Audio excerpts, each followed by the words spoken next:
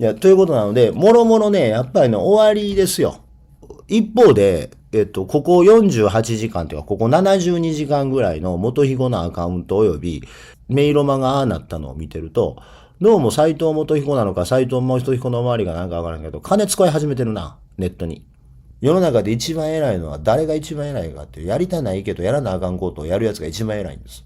斎藤元彦に反旗を翻してる運動が強いという点のは、みんなやりたないことやってんねん。だから俺ら絶対負けへんと思ってるのはそこです。必ず勝つと思ってるのはそこ。で、4日で100万狙う奴らには絶対ね、250円のうどんを大切にする奴は負けないですよ。で、まずちょっと皆さんに朗報があるんです、朗報が。もう解散っていうぐらいの朗報があります。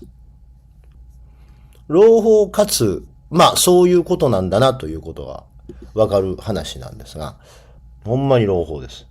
将来の借金返済のために積み立て貯金が実際に破綻した事案に決められたです。兵庫県広杉川、斉藤知事は大改善みたいぞね。はい。ということで、メイロマさんが斉藤さんの応援に回りました。斉藤さん終了のお知らせであります。ご愁傷様でございました。もう今日これでいいね。さらに言うとですね、このネタはやっぱり斉藤元彦にとって致命的なんだなっていうのがわかるのはですね、もう一つもうこれでも完全解散でええかなと思うんですが、つまり、債務先送りで真っ赤っかなダメ財政を隠したい連中が斉藤知事を攻撃したわけだな。実にわかりやすい。ということなんです。で、このネタから、メイロマが食いついてきてるということは、この338億円の債務隠しの件というのは、まあ、斉藤元彦にとって、もう最後のラストストローというかね、最終打撃やったんですね。ということで、メイロマが取り付いたわけですから、次どのタイミングで選挙があったとしても、もう大丈夫です。てかね、まあでもちょっと不安なのはね、兵庫の人って立花隆がオワコンやっていうことを知らんかったわけでしょ。2024年の11月という立花隆が完全オワコンになってから2年以上経っていた日付において、まだ可能性があるとか思ってたわけでしょ。で、それは兵庫の人がフラフラするんやなしに、兵庫の人が端的に時代遅れっていうことです。それは兵庫の人が能力が低いんではなくて時代遅れですよ。ずっと言ってるように、みんな米津玄師とかサカナクション聞いてるときに、兵庫の人だけ郷ひろみの君たち男の子を聞いてるみたいな感じです。みんなバウンディとかサカナクションとか夜遊びとか米津玄師とか聞いてんのに、なんか錦野明聞いてるみたいな感じです。これ多分メイロマ言うても何のことか知らんわけでしょ。メイロマってどんな人かっていうと、まあ、ネトウヨなんですけど、ネトウヨ界隈でも名前を読んではいけない人になってるんです。たたられるから。だからボルデモートみたいなもんですよ。名前を読んではいけないあの人になってるんです。だからネトウヨ界隈で、絶対近づいてはいけないのは、確実に近づいてはいけないのは二つあるんですよ。一つはメイロマ。で、一つは前原誠司。死神です。いや、ほんでね、くっそキモいなと思うのは、これがね、ネットのない時代でね、田舎の人間やから無条件に東京に反発してしまうとか言うんやったらわかんねんけど、ネットやってて立花隆がオワコンってこと知らんとかね、メーロマが名前を読んではいけない人だってこと知らんとかね、お前らそれネットやってへんねん。ネットで近所の噂話してんねん。わかるどういうこと言うか。なんか、インターネットじゃないのよ、皆さんがやってんのは。近所の噂話してんねん。ネットで。回覧板の代わりにツイッターやってんねん。いや、だから、みんなね、ハガのおっさんみたいなんだね、姫路の。姫路のハガのおっさん、あれ、世界に発信してるつもりやねん、あれで。いや、で、二丁目の田中さんの話をネットに書くことが世界に発信したつもりでおんねん。で、それはね、普通の人じゃないです。そんな田舎者兵庫にしかいません。ごめん。断言するわ。そんな田舎者は兵庫にしかいません。群馬にも、まあ、群馬まだインターネットないから、まだのろしやからインターネットないっていうのもあるけど。で、そやからまだね、群馬の人がマシなんですよ。せめてね、のろしいうのは隣村に情報伝達する手法やから、そこに自分の家の隣のやつのこと載せても社内っていうこと分かってはるんですよ、群馬の人は。のろしだけにね。のろしやろう思ったら大変ですよ。狼のまず狼の糞を探してこなあかんからね。で、それと枯れ木と混ぜて、ほいでこんなごっつい布持ってこうやってバタバタバタバタせなんか4人がかりぐらいで。でもそんな手間かけて隣のおっさんの悪口書いたかってしゃないと思ってるから、群馬の縄文時代の世界の中でのグローバルな話をしようとするんですけど、兵庫の人は、三丁目の八百屋よりも、二丁目の八百屋の方が豆腐20円安いで、みたいなことを使うのがインターネットやもんである。ね。でね、まあ、なので、僕はちょっとまあ、元彦にメイロマが元彦についたので、前途洋々だなと思ってるんですね。もう解散じゃないですか、もうこのタイミングで。もう解散ですよ。さっきのメイロマのタイミングで解散です。あともう一つね、解散やなと思ったのはね、これです。五条さん。五条さんといえば、コンビニオーナーの、コンビニオーナーなんかコンビニ経営者なのかわかりませんけど、五条さんなんですけど、五条さん。隠し借金が660円あったのに、さらに320億円隠されていた。行ったのは井戸元知事だが、斉藤さんは現地になので結果責任が伴う。責任は兵庫県のために全力で明治になることで果たしてほしい。はい、ということです。五条さんがこういうことを言い出してます。うん。ということは、五条さんがこんなことを言い出してるということは、身内の中でもやばいっていう話になってきてるってことです。五条さん、芋引き始めてるんです。家に入ってるんです。で、これ僕の次の本のテーマでもあるんですけど、みんなね、一斉に芋引き始めました。昨日斎藤元彦応援オープンチャットで、早期健全化団体に指定されそうだって言うたら、斎藤元彦の支持者がアホやから、早期健全化団体になったということを、早期健全化団体ってなんか革新的な経営改革やってるみたいで素敵な響きですね、みたいなこういうアホがおったいう話したじゃないですか、昨日。あの後ね、斎藤元彦応援チャットにね、ほぼ流れがないんです。ちょっと長いですけど見てもらいましょう。実に興味深いですよ。今ちょっと遡っていってます。その早期健全化団体の発言があった月曜日の頭に戻ろうとしてます。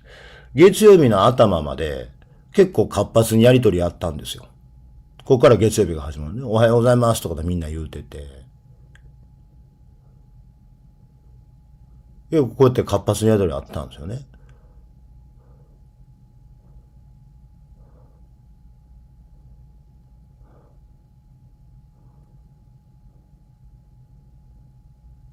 で、ここで早期健全化団体の話が出て、で、突っ込まれて、そんなアホなこと言ったら、ここにはスパイもおるからアホって言われるよ、言うて。まあ、案の定俺にいじられてるわけですけど、その予想当たってるわけですけど、で、もうここで終わり。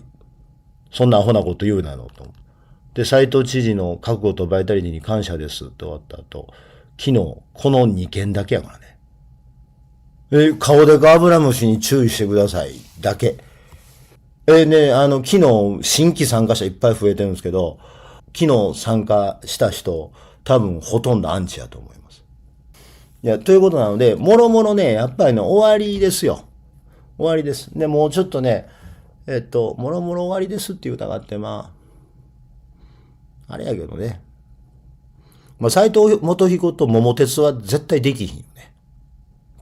斎藤元彦、桃鉄やってる途中でリセットボタン押すタイプやん、あいつ。まあ、だから終わりや終わり言うたがって終わってません終わってませんって言い続けるんやけどね。一方で、ここ48時間というか、ここ72時間ぐらいの元彦のアカウント及び、メイロマがああなったのを見てると、どうも斎藤元彦なのか斎藤元彦の周りがなんかわからんけど、金使い始めてるな、ネットに。案件化しつつあるね。メイロマが来たのも多分その一環やと思います。で、おそらくこのままほっとくと、ホリエモンが何か言うと思います。で、そんな金言うたかってそんな大した金じゃないです。200万ぐらいの話です。とりあえず手付けで。で、だから俺の予想通りホリエモンが何か言うかどうかです。いや、税金から出してるんじゃん。多分、元彦を知事であってもうた方がええと思ってる連中が金出しおうてんやと思う。で、ホリエモンが何かを言い出すかどうかが一つのサインです。でね、まあ、結局ね、その元彦の周りの人間っていうのはそのレベルなんですよ。もうね、昨日の南波さんのね、このツイートが象徴的。これ南波さんのね、過去最大の功績やと思う。南波さん昨日神戸が東京行かはって、新神戸の駅にいてはって、新神戸の駅で、乗せとうた言うてね。で、ここまではええのよ。ここまではええの。写真は撮れなかったんですが、南波文雄行ってらっしゃいのうちを持ってました。ね、これ意味わからへんの？あれ、これホリエモンの行ってらっしゃいで。これホリエモンの行ってらっしゃいです。だから、結局、兵庫をダメにしてるというか、斎藤元彦が軽薄に見えるのは、あの文化を良しとするような支持者しかいないわけ。だから、すべてが姫路の羽賀的なの。ダサいの。ブサイクなの。セクシーじゃないの。そういうことなの。だからノーボーダー文化ですよ。溝口の文化。で、リハックが、俺は、邪悪というか、まあ、ある種さすがなんだけど、リハックの方が、ビジネス的にはぶっちゃけノーボーダーよりも成功してるやん。ネットのコンテンツビジネスとしてはさ、リハックの方が成功してるでしょ。ノーボーダーよりも。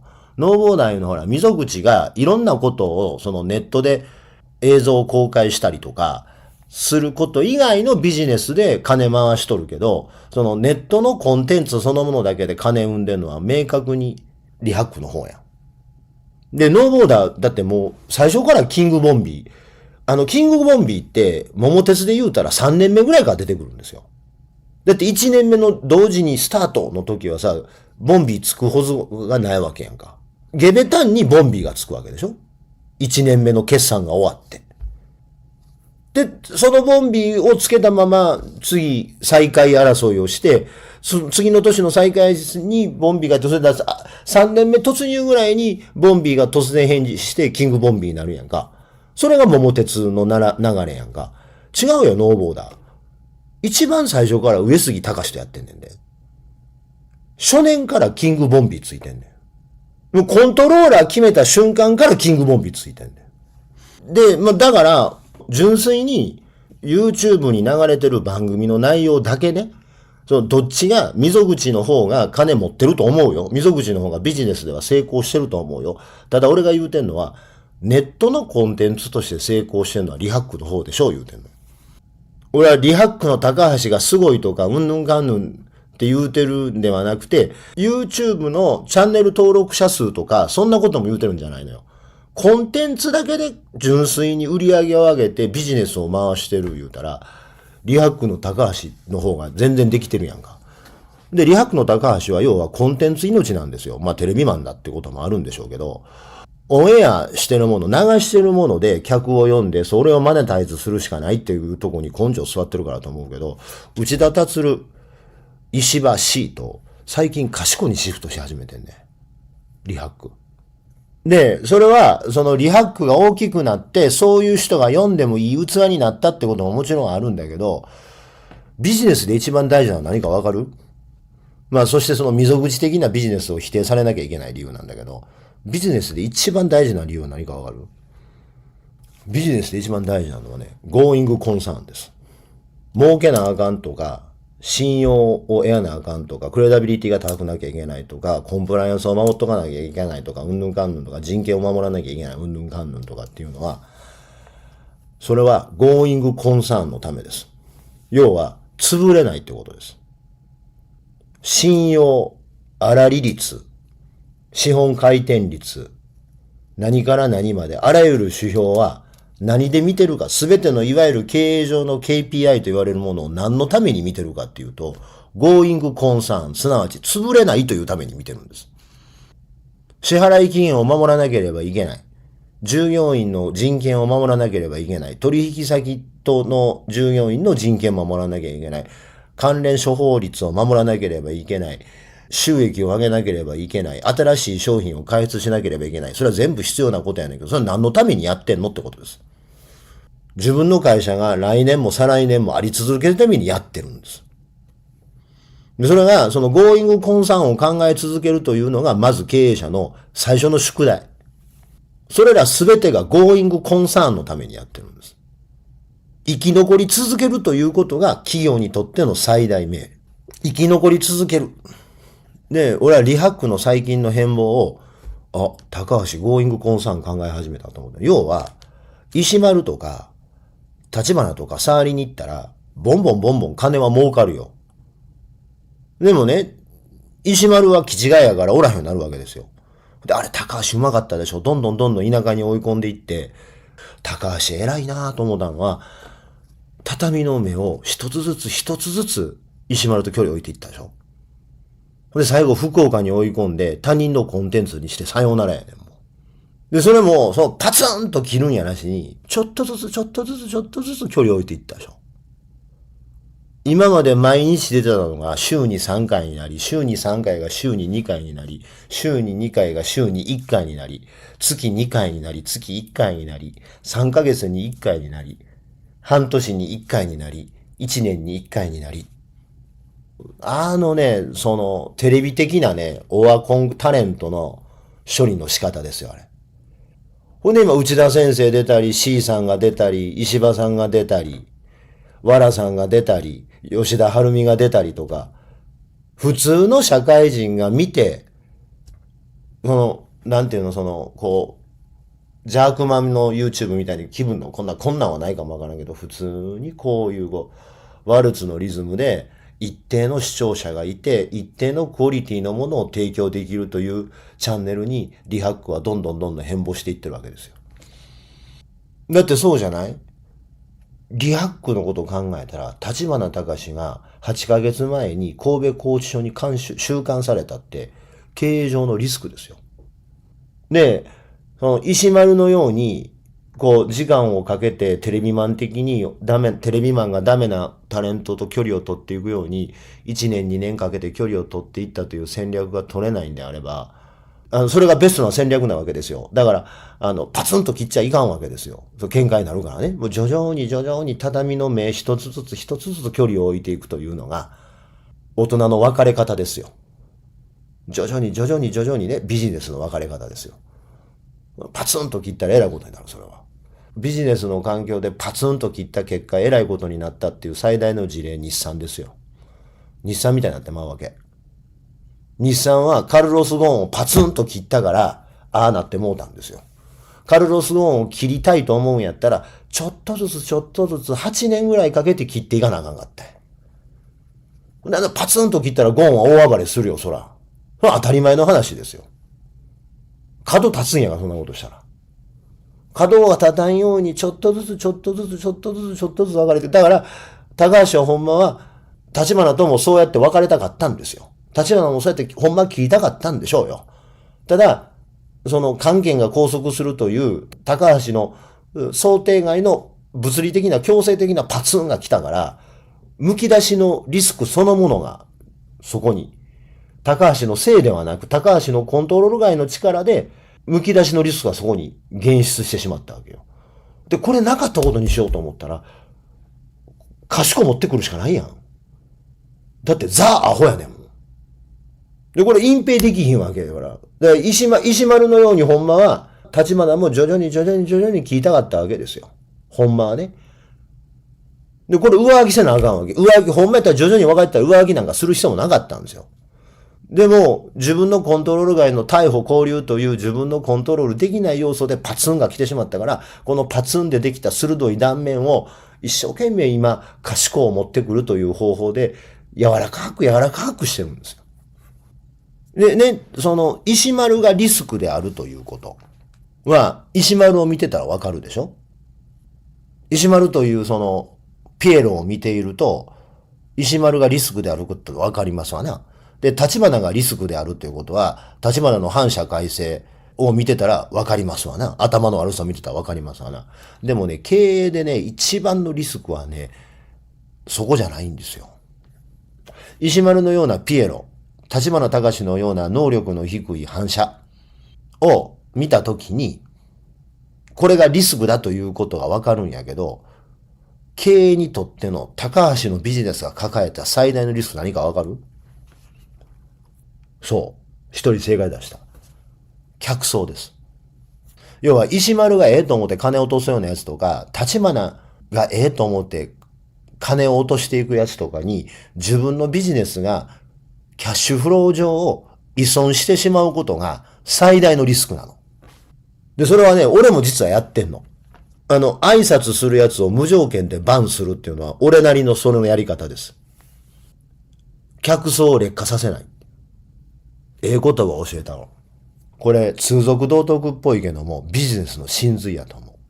俺のおじいちゃん、母方のおじいちゃん、ゆで卵で大金持ちになったあのおじいちゃん。死んだ時に田舎の食堂の社長でしか過ぎないのに、葬式に600人集めたあのおじいちゃん。あのおじいちゃんにね、俺が怒られたことあんねん。田舎の食堂やからね。毎日、ランチタイム、それからディナータイム、今で言うランチタイム、ディナータイムね、昼飯時と晩飯時に客来る。それは当たり前の話ですけど、売り上げのもう一本の柱がね、仕出しの弁当やね。もう、今はもうそんなんないけどね、昔はもう外食施設そのものがあんまないから、法事とかが終わった後でどっかで食べに行こうかってことはなかったわけですよ。で、そやから法事とか会議とかの時に、20人とか30人の仕出しの弁当の注文が来んのよ。あれやで、京都とか東京の仕出しとちゃうで、田舎の仕出し弁当やで、ほんまに葬式の時とか法事の時に出すんだよ。で、それはおじいちゃんの食堂だけやなしに、おじいちゃんの近所の食堂も何軒もやってたわけですよ。同じことはね。田舎の話やで、これ都会の話しちゃうで。京都の仕出し、東京の仕出しっていうことと違うよ。で、その仕出しもやってたのよ。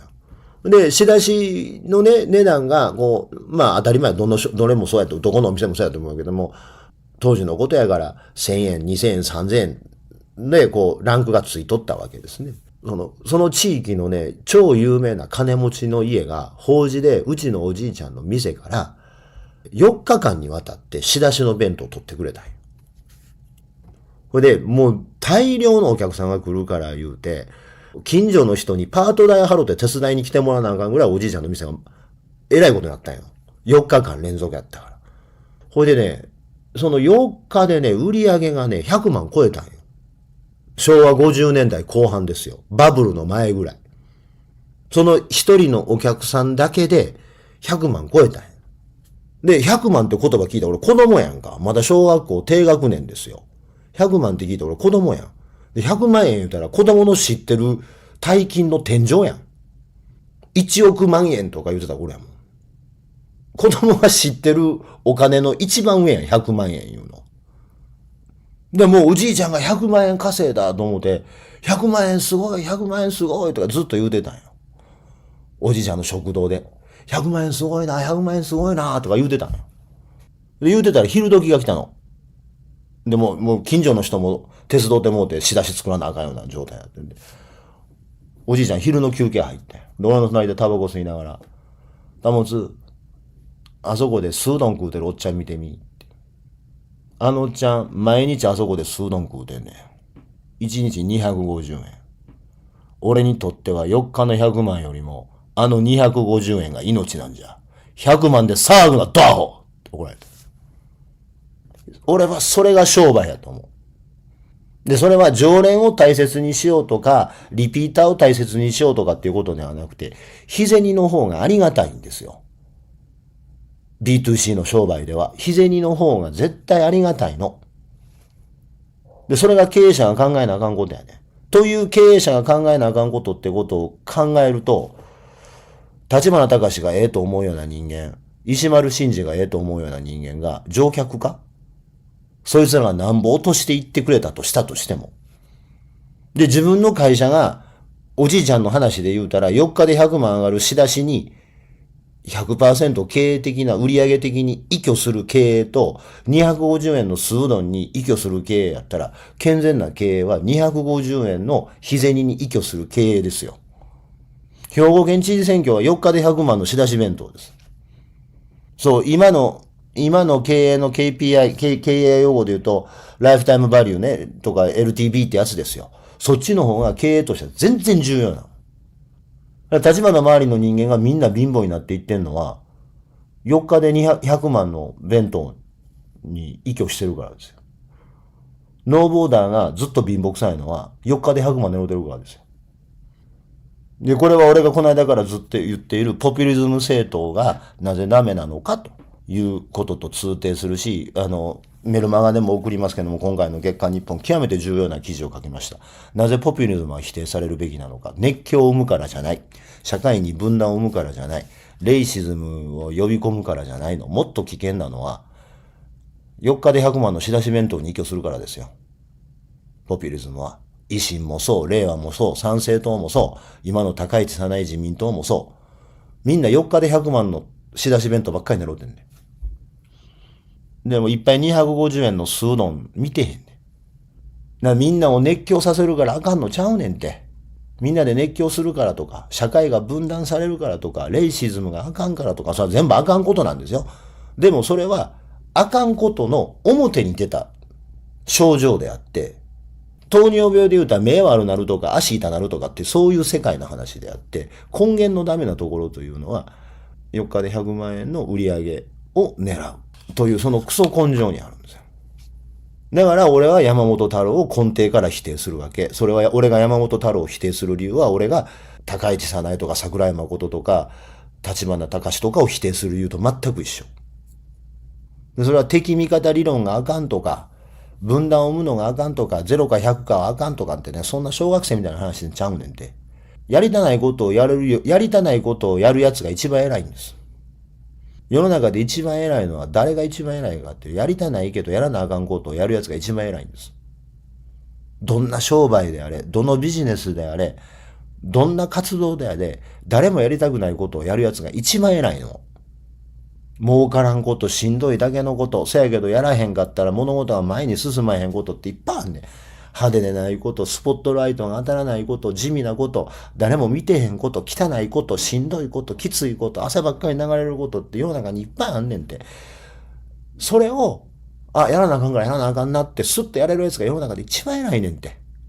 で、山本太郎、桜井誠、立花隆、高市早苗、吉村博文、橋本徹、泉房穂、斎藤元彦、俺が否定する政治家、絶対やらへんやろ、そういうこと。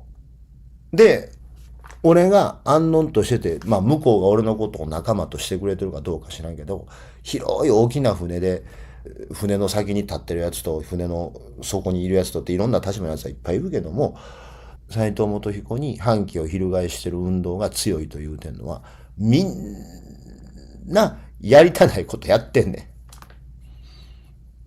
ん。みんなやりたないことやってんねん。しかも一発逆転なんか誰も世の出ないねん。だから俺ら絶対負けへんと思ってるのはそこです。必ず勝つと思ってるのはそこ。絶対俺らの方が勝つって言うてるのは。だって向こう側見てみよ。斎藤元彦の周り見てみや。やりたいことやるやつしかおらへん。やりたいこと目指すことやりたいやつばっかりやんけ。絶対勝つねんで俺らが。俺ら絶対勝つねんってヘラヘラしてるやつ誰もおらへんでも。で、これは余談ですが、ここ4、5日で兵庫の婚礼に対する、南波さんとかなんかエラー起こってたり、松もエラー起こってたりするけど、俺は、よかったと思ってるもん。逆に。俺ら勝つんやと思ったもん。で、4日で100万狙う奴らには絶対ね、250円のうどんを大切にする奴は負けないですよ。その負けない象徴である歩道橋、今日がファイナルです。今8754人 YouTube で見てくれてますけども、この中で今日今からでも有給取れる人、有給取ってでも歩道橋行っといた方がいいと思いますよ。俺がなんで負けへんって言うてるかがわかるから。来週でね、記者会見場が場所変わるんですよ。でね、負けない証拠見せようか。負けない証拠。今 YouTube に出てきたコメントなんですけど。で、話必死にそらしてるのか知らんけど、今日は世間で盛り上がってる前井戸知事の不正には触れないのね、不都合なの。昨日2時間かけて喋りました。ごめん。お前が思ってる世間は、俺の中でもう昨日で終わってることやねん。お前が遅いねん。お前俺よりも1日後の世間に生きてんねん。で、なんやったら今日の冒頭世間で盛り上がってんのに、せっかく盛り上がってて井戸さんのせいにしてるのにもかかわらず、メイロマが乗っかってきたからもう終わりやねっていう話をしてんねん。どれだけ遅れてんのお前。そういうことですよ。恥ずかしいでしょ。斎藤元彦の支持者ってみんなこんなんやねんって。斎藤元彦の支持者に、異常者が多いではないんです。異常者しかいないんです。異常者が多いとか、異常者をしばしば見かけるとかじゃない。異常者しかいないんです。ぜひチャンネル登録といいねボタンを押してください。